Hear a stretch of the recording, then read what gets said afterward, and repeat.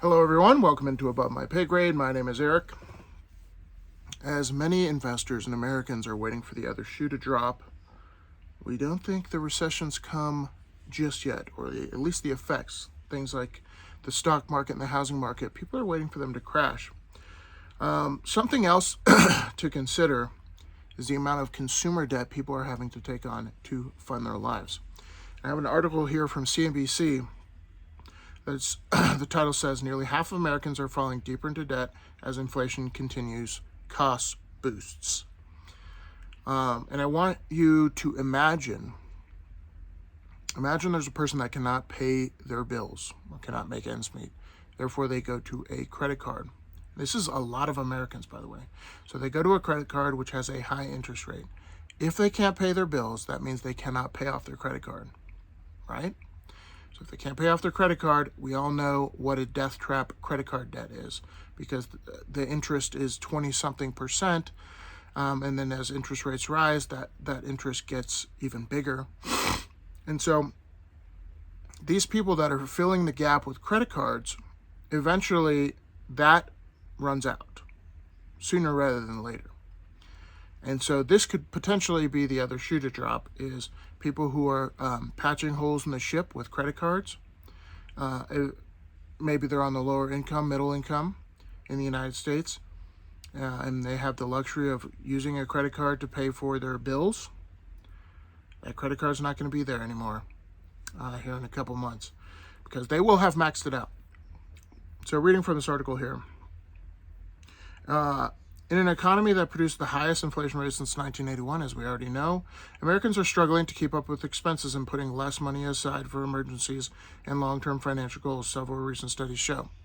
And then, not only are they not saving for an emergency, they're putting actual expenditures like home bills on their credit card. That just does not end well. Anytime you put something on a credit card, the motivation matters. And if the motivation that you're putting something on a credit card is because you can't pay for it with a debit card, not because you want the points, none of that, but you cannot pay for it, that cycle doesn't end unless you get a better, higher paying job, or you default. That's how it ends. So nearly 40% of consumers cannot put any money away into savings. Not good. This comes after 2020 and 2021, when everybody had so much savings. People had more savings. And by the way, that includes today. On average, people have more savings in their checking account. It doesn't go as far. So when you're looking at costs, everything has become obviously more expensive. This writer says it may get worse before it gets better. In order to make ends meet, 43% of Americans expect to add to their debt in the next 6 months, especially young adults and parents with young children, according to a separate study by LendingTree. Most will rely on credit cards to bridge the gap between what they need and what they can afford, the report found.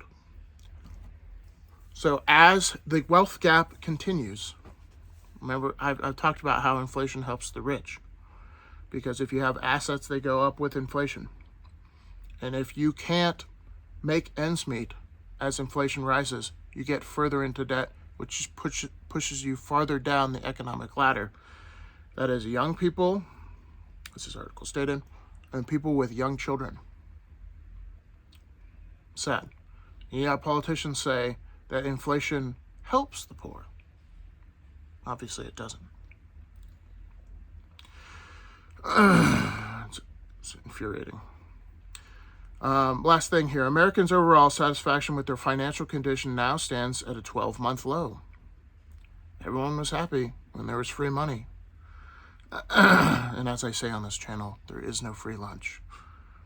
According to J.D. Power data, while those who classify themselves as financially unhealthy is as high as 64% today, meaning they can't make ends meet. And I wish people would listen. Unfortunately, somebody dangles free money in front of you, a lot of people want to take it without assuming There'll be a cost to it. And it hurts the poor, the poorest among us. And I think it's kind of insidious for politicians, because there's really one of two things that politicians could be doing when they give out free money. They could be so ignorant that they think it actually will help, or they're willfully trying to appease the let them eat cake crowd. They're trying to appease people so they can get rich, because politicians own assets. They are one of the rich. It's pretty sick, in my opinion. But this doesn't end well at all. I've said this multiple times. But people who are living off credit card debt, if that's a large chunk of Americans, that ends poorly quickly, very quickly. Because, as we know, credit card debt just keeps piling on. More interest, and then at the end of the day, if you're already at the end of your rope financially, you won't be able to pay your credit card debt here in a couple months. So when's the other shoe going to drop? I don't know. But I don't think we've seen the worst of it in the stock market or in the economy yet. Could be this fall when it comes to food prices, because my humble opinion, food supply is going to drop. Why? Because yields on crops have dwindled. So supply and demand. Pretty simple stuff. All right, guys, thanks for watching. Thanks for listening. See you guys in the next one. Peace.